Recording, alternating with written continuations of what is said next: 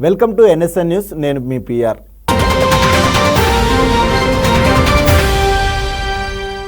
సమాజాన్ని తమ చేతి రాతలతో మార్చే జర్నలిస్టులపై ప్రభుత్వాలు మారిన ప్రతిపక్ష అధికార పార్టీల నాయకుల దాడులు మాత్రం ఆగడం లేదు. ఇటీవల సీఎం రేవంత్ రెడ్డి సొంత గ్రామమైన కొండారెడ్డిపల్లెలో ఇద్దరు మహిళా జర్నలిస్టులపై బూతులు తిడుతూ దాడులకు ఎగబడ్డారు కొంతమంది యువకులు. మహిళా జర్నలిస్టులైన సరిత, విజయరెడ్డిలను బూతులు తిడుతూ ఫోన్లు, కెమెరాలు లాక్కొని భౌతిక దాడులకు పాల్పడ్డారు రేవంత్ అనుచరులు. గత కొంతకాలంగా ఈ ఇద్దరు మహిళా జర్నలిస్టులు రేవంత్ అక్రమాలు బయట పెడుతున్నందుకే అక్కస్ పెంచుకొని టార్గెట్ చేసినట్టు తెలుస్తుంది.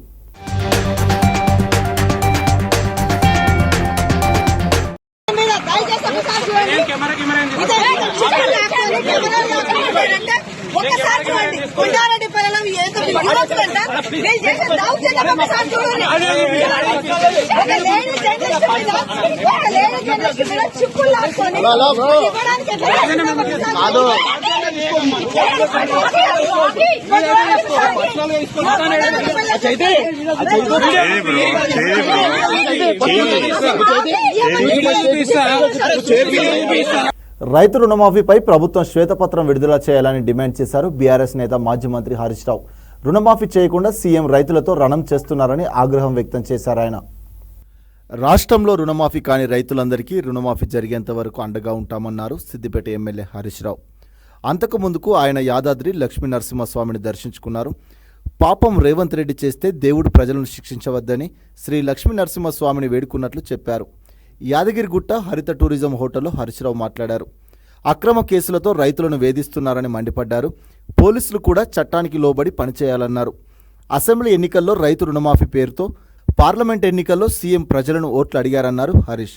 రేవంత్ రెడ్డి దైవద్రోహానికి పాల్పడ్డారన్న ఆయన, సీఎం ఒకలా మంత్రులు మరోలా రుణమాఫీపై ప్రకటనలు చేయడం వాళ్ళ చిత్తశుద్ధికి నిదర్శనమన్నారు. సీఎం రేవంత్ రెడ్డి ప్రజలకు క్షమాపణ చెప్పి దేవుళ్ల దగ్గర ప్రాయశ్చిత్తం చేసుకోవాలన్నారు. అన్ని రకాల వడ్లకు బోనస్, రైతు భరోసా వచ్చేంత వరకు, రైతు రుణమాఫీ పూర్తి అయ్యే వరకు పోరాటం ఆగదని స్పష్టం చేశారు. 2 లక్షల కంటే ఎక్కువ రుణం ఉన్న రైతులకు బేషరతుగా 2 లక్షలు చెల్లించాలన్నారు. సీఎం ప్రమాణం చేసిన అన్ని ఆలయాలలో చర్చలకు వెళ్తామన్నారు హరీష్ రావు.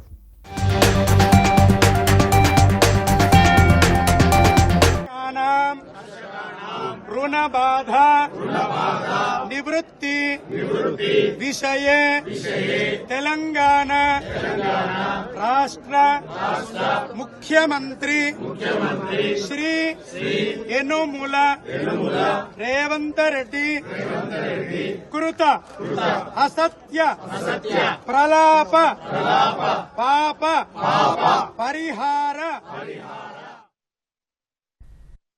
100 రోజుల్లో 6 గ్యారెంటీలు అమలు చేస్తామని బాండ్ పేపర్ల మీద రాసిచ్చి కాళ్ళేళ్లు పట్టుకున్న మీరు ఇవాళ 100 రోజులు అయిపోయి 300 రోజులకు దగ్గర వచ్చినా మీలో చలనం లేదు. మోసాలు చేసిన కాంగ్రెస్ నాయకుల్ని గతంలో చూసినాం, కానీ రేవంత్ రెడ్డి మాత్రం ఆ దేవుణ్ణి కూడా మోసం చేసిండప్ప. ఇప్పటికైనా తెలంగాణ ప్రజలకు క్షమాపణ చెప్పు. నేను మొన్న కూడా అడిగిన, నీ మంత్రులు తలా రకంగా మాట్లాడుతున్నారు, నువ్వేమో రుణమాఫీ అయిపోయింది అంటున్నావు. వైట్ పేపర్ రిలీజ్ చేయి. అసలు ఎంతమంది రైతులకు రుణం ఉన్నది, నువ్వు ఎంతమంది రైతులకు ఇచ్చినావు, ఇంకా ఎంతమంది రైతులకు ఇవ్వాలి, ఎంత డబ్బు ఇవ్వాలి, నువ్వు ఒక వైట్ పేపర్ రిలీజ్ చేయి. నువ్వు రైతు భరోసా కింద గతంలో కేసీఆర్ గారు 7,500 కోట్లు ఇచ్చేవాడు. ఇవాళ ఆ 7,500 కోట్లు కూడా ఇవాళ ఆగస్టు నెలాఖరికి వచ్చినా ఇంతవరకు నువ్వు ఇయ్యలే. అది ఎప్పుడు ఇస్తావు మరి?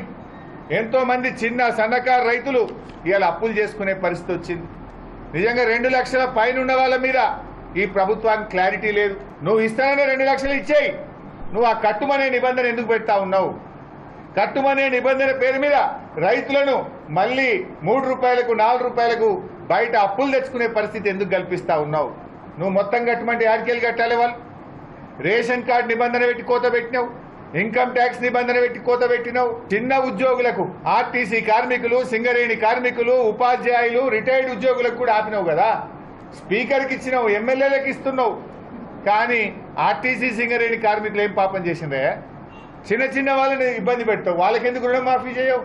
యాదాద్రి లక్ష్మీనరసింహస్వామితో మా యాత్ర ప్రారంభమైంది.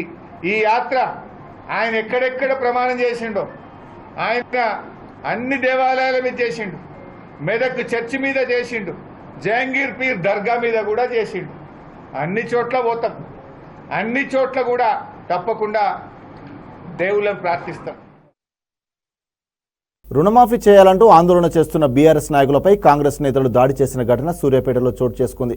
రుణమాఫీ చేయాలంటూ తిరుమలగిరిలో ధర్నా చేస్తున్న తుంగతుర్తి మాజీ ఎమ్మెల్యే గాదరి కిషోర్ బీఆర్ఎస్ నాయకులతో పాటు రైతులపై దాడి చేశాయి. కాంగ్రెస్ శ్రేణులు రాళ్లు కోడిగుడ్లతో దాడులు చేయడంతో కారు అద్దాలు ధ్వంసమయ్యాయి. దీంతో రంగంలోకి దిగిన పోలీసులు ఆందోళనకారులను చెదరగొట్టారు.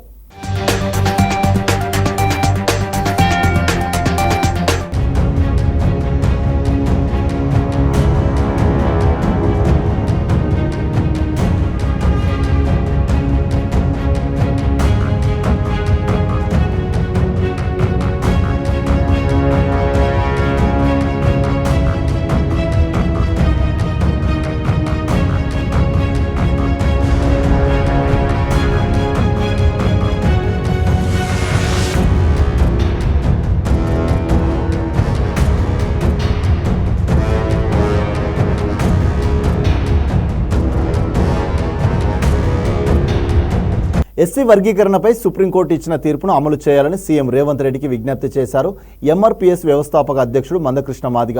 మందకృష్ణతో పాటు పలువురు సీనియర్ నేతలు సీఎంను జూబ్లీహిల్స్ నివాసంలో కలిశారు.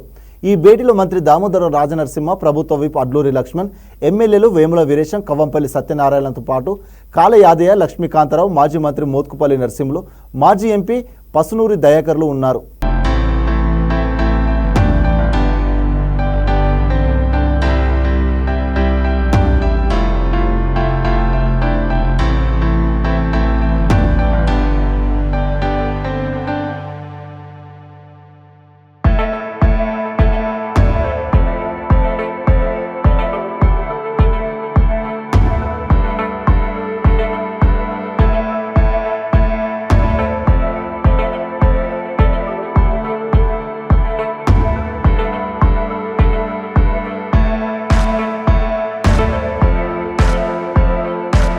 రైతు రుణమాఫీ కాలేదన్న వాస్తవాలు ఎక్కడ బయట పెడతారోనని మహిళా జర్నలిస్టులపై సీఎం అనుచరులు దాడి చేశారన్నారు మాజీ మంత్రి హరీష్ రావు.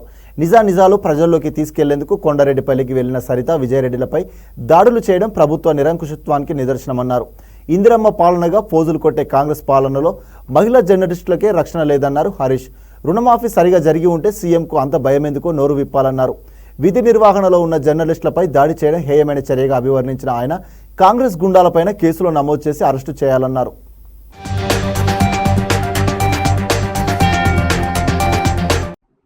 రేవంత్ రెడ్డి సొంత గ్రామం కొండారెడ్డిపల్లిలో మీడియా కవరేజ్ కోసం వెళ్ళినటువంటి జర్నలిస్టు సరిత గారి మీద రేవంత్ రెడ్డి అనుచరులు దాడి చేశారు. దాన్ని తీవ్రంగా మేము ఖండిస్తా ఉన్నాం. రేవంత్ రెడ్డి సొంత గ్రామం కొండారెడ్డిపల్లిలో మీడియా కవరేజ్ కోసం వెళ్ళినటువంటి జర్నలిస్టు సరిత గారి మీద రేవంత్ రెడ్డి అనుచరులు దాడి చేశారు. దాన్ని తీవ్రంగా మేము ఖండిస్తా ఉన్నాం. సీఎం రేవంత్ రెడ్డి రుణమాఫీ చేసి ఉంటే జర్నలిస్టుల మీద ఎందుకు దాడి చేశారో చెప్పాలన్నారు బీఆర్ఎస్ వర్కింగ్ ప్రెసిడెంట్ కేటీఆర్.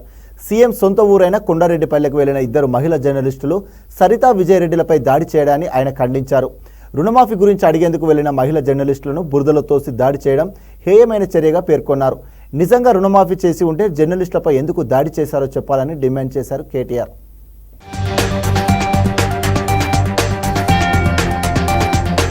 ఇవాళ ఇద్దరు ఆడబిడ్డలు జర్నలిస్టులు ఏం తప్పు చేసిండ్రు? వాళ్ళు ఏం చేసిండ్రు? పాపం ఒక అమ్మాయి విజయారెడ్డి అనే జర్నలిస్టు, ఇంకొక అమ్మాయి సరిత అనే ఆడబిడ్డ, ఇద్దరు సీదా కొండారెడ్డిపల్లెకి పోయినరు. కొండారెడ్డిపల్లెలో నిజంగా రుణమాఫీ జరిగిందా లేదా ఇది తెలుసుకుంటందుకు పోయినరు.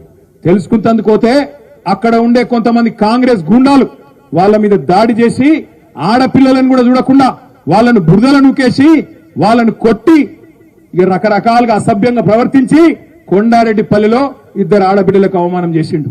నేను అందుకే అడుగుతా ఉన్నా, ముఖ్యమంత్రి నీకు నిజంగా చిత్తశుద్ధి ఉంటే రేవంత్ రెడ్డి ఎందుకు భయపడుతున్నావు? విలేకరులు వాస్తవాలు బయట పెడితే ఎందుకు భయమైతున్నది? రుణమాఫీ చేసిన మాట వాస్తవమే అయితే, రుణమాఫీ నువ్వు 100% చేసిన ముచ్చట నిజమైతే ఎందుకు కొండారెడ్డిపల్లిలో నీ ఇంటి ముంగట, నువ్వు పుట్టిన ఇంటి ముంగట ఇద్దరు ఆడబిడ్డలను అవమానం చేసినావని చెప్పి నేను అడుగుతా ఉన్నా. సచివాలయంలో తెలంగాణ తల్లి విగ్రహం ఏర్పాటుపై సీఎం రేవంత్ రెడ్డి అధికారులతో సమీక్ష నిర్వహించి స్థల పరిశీలన చేయడం హర్షణీయమన్నారు కామారెడ్డి జిల్లా బీబీపేట కాంగ్రెస్ నాయకులు. మండల కేంద్రంలో ఏర్పాటు చేసిన మీడియా సమావేశంలో కాంగ్రెస్ నాయకులు అంకన్నగారి నాగరాజ్ మాట్లాడారు. విగ్రహ ఏర్పాటుకు సీఎం, డిప్యూటీ సీఎంలు స్థల పరిశీలన చేయడం ప్రతిపక్షాలకు చెంపపెట్టు అన్నారు. కాంగ్రెస్కు వస్తున్న జన ఆదరణ చూసి ఓర్వలేని ఇతర పార్టీల నాయకులు బురద జల్లే ప్రయత్నం చేస్తున్నారని విమర్శించారు.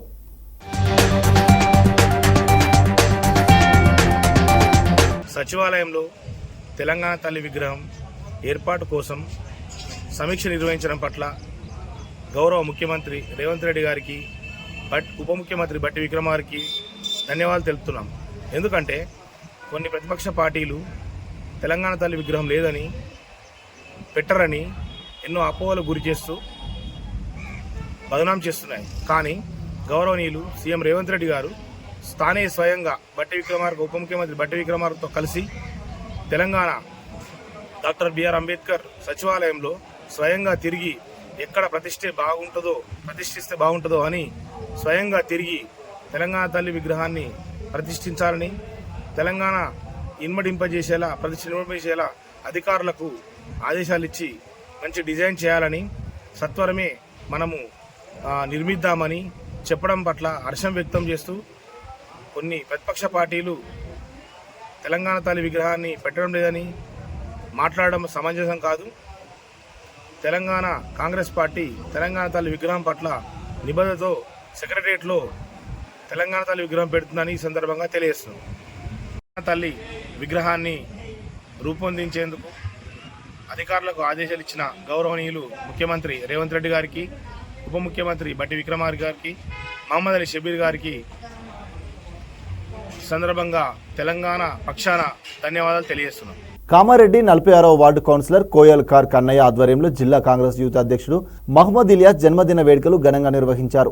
ఈ సందర్భంగా జిల్లా కేంద్రంలోని గంజి జిల్లా పరిషత్ హైస్కూల్లో విద్యార్థులకు badminton, hockey sticks, shuttle bats, volleyball, ఫుట్బాల్స్ను పంపిణీ చేశారు. ఈ కార్యక్రమంలో municipal chairperson Vanitha, Ravi, councillor Pratibha, Ramesh, Congress పట్టణ అధ్యక్షుడు పండ్లరాజు, షబీర్ అలీ, పిఏ గంగాధర్లతో పాటు సీనియర్ నాయకులు అశోక్ రెడ్డి, శ్రీనివాస్ రెడ్డి, గుడ్ల శ్రీనివాస్, కార్యకర్తలు, నాయకులు పాల్గొన్నారు.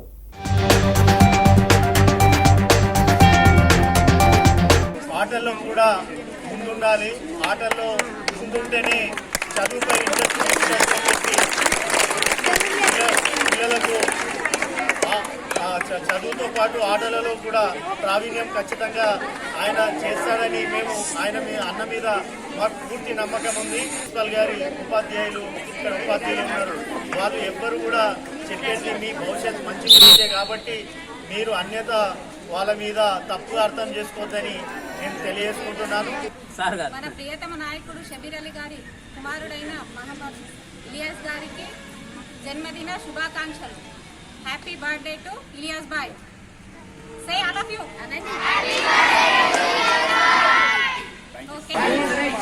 అన్నగారు షబీర్ అలీ గారి కుమారుడైన ఇలియాస్ గారి పుట్టినరోజు ఈ యొక్క గంజి స్కూల్లో జరుపుకోవడం ఎంతో ఆనందదాయకం. మరి నేటి బాలలే రేపటి పౌరులుగా మీ అందరూ కూడా ఒక స్ఫూర్తిని తీసుకొని ఒక ఫస్ట్ క్లాస్ వస్తే మరి వాళ్ళను దృష్టిలో పెట్టుకొని మిగతా వాళ్ళు కూడా చదివినట్లయితే ముందుకు పోతారని చెప్పి తెలియజేస్తూ మరి అవకాశం ఇచ్చిన అందరికీ ధన్యవాదాలు. యువ నాయకుడు మన ప్రీతమ నాయకుడైనటువంటి షబీర్ అలీ గారి పుత్రుడు ఇలియాస్ గారి బర్త్డే సందర్భంగా గంజి స్కూల్లో పిల్లలకు ఆట వస్తువులు ఇవ్వాలనే ఉద్దేశంతో మన కన్నయ్య గారు నిర్వహించుకున్నాము. మరి దాని మేరకు మరి ఇక్కడ పిల్లలందరికీ ఆట వస్తువులు ఇవ్వడం జరుగుతుంది. మరి అలాగే మీరు విద్యార్థులు కూడా చదువులను కాకుండా ఈ ఆటల్లో కూడా మన ఉచితంగా కావాలని చెప్పి కోరుకుంటూ, ముఖ్యంగా ఇలియాస్ గారు వారి ఆరోగ్యం కూడా మంచిగా ఉండి వారికి భగవంతుడు కూడా శక్తినిచ్చి మంచిగా ఇవ్వాలని చెప్పి కోరుకుంటూ. కామారెడ్డి జిల్లా కాంగ్రెస్ యూత్ అధ్యక్షుడు మహమ్మద్ ఇలియాస్ జన్మదిన వేడుకలను ఆ పార్టీ కార్యకర్తలు, నాయకులు ఘనంగా నిర్వహించారు. ఆయన జన్మదిన సందర్భంగా జిల్లా కేంద్రంలోని ఆటో యూనియన్ ఆధ్వర్యంలో ప్రభుత్వ ఆసుపత్రిలో అన్నదానం నిర్వహించారు. కాంగ్రెస్ ఆటో యూనియన్ అధ్యక్షుడు లడ్డు, ఉపాధ్యక్షుడు రాజు, కోశాధికారి రవిలు మాట్లాడారు. తమ ఆటో యూనియన్ ఆధ్వర్యంలో యూత్ కాంగ్రెస్ అధ్యక్షుడు పుట్టినరోజు వేడుకలు నిర్వహించినట్టు చెప్పారు. ఈ కార్యక్రమంలో ఆటో యూనియన్ సభ్యులు, కార్యకర్తలు, నాయకులు పాల్గొన్నారు.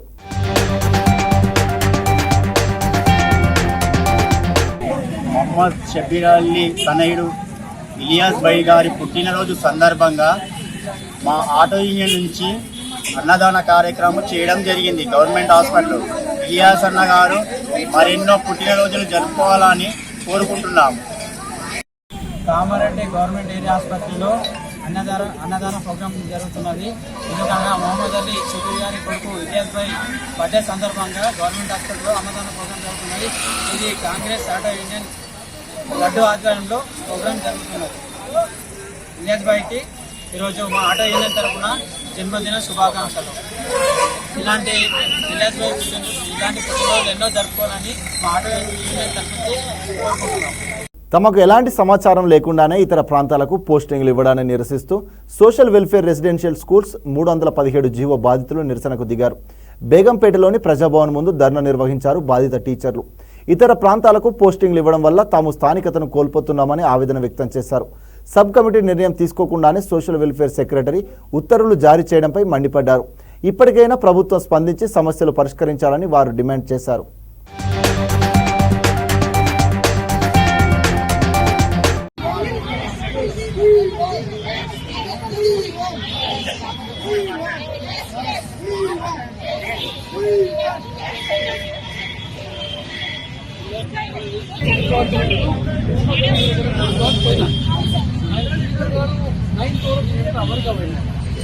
ఆయన ప్లేస్లో శ్రీమతని డ్రైవర్ పేరు సెక్రటరీకి ఇన్ఛార్జ్ ఇచ్చినారు. ఆ డ్రైవర్ వెల్ఫేర్ సెక్రటరీ ఇవాళ డ్రైవర్ వెల్ఫేర్ డిపార్ట్మెంట్లో ఉన్నారు. మీరు ఆన్లైన్ కేవలం చెప్పి ఇలా అమ్మచ్చు.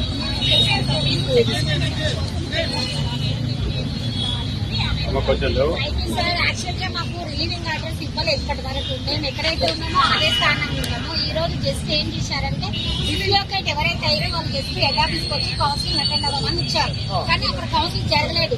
జస్ట్ సిద్దిపేట జిల్లా మిర్దొడ్డి మండల కేంద్రంలో ఉన్న జిల్లా పరిషత్ పాఠశాలలో నైపుణ్య ఆర్గనైజేషన్ ఆధ్వర్యంలో ఏజీ సురేందర్ రెడ్డి జ్ఞాపకార్థం వారి కుటుంబ సభ్యులు విద్యార్థులకు స్కూల్ బ్యాగులు పంపిణీ చేశారు. ఈ సందర్భంగా పూర్వపు విద్యార్థి తోట కమలాకర్ రెడ్డి మాట్లాడారు.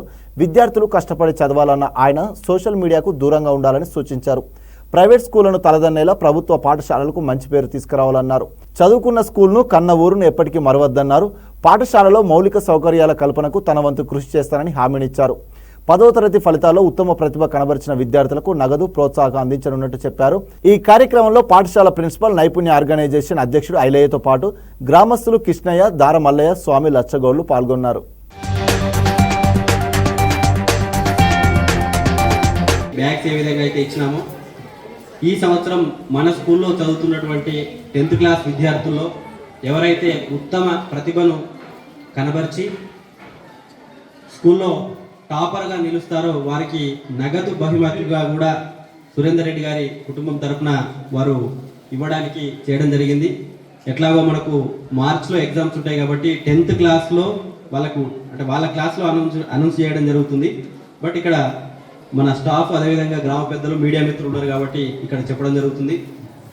మన స్కూల్లో టాపర్గా నిలిచినటువంటి విద్యార్థులు ఎవరైనా సరే టాపర్కి 15,000 రూపాయలు వారి కుటుంబం తరఫున స్కాలర్షిప్గా ఇవ్వడం జరుగుతుంది.